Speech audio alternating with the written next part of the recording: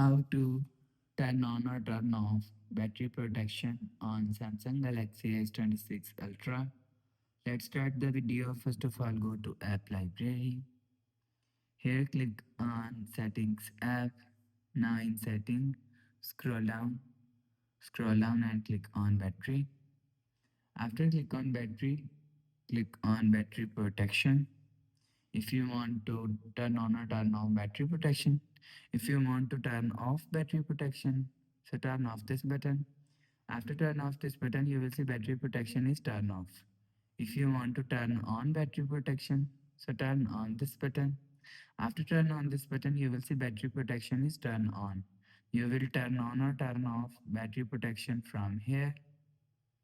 After the process, go back to home screen. So that's how you can turn on or turn off battery protection on Samsung Galaxy S26 Ultra. If you like the video, please subscribe. Thanks for watching.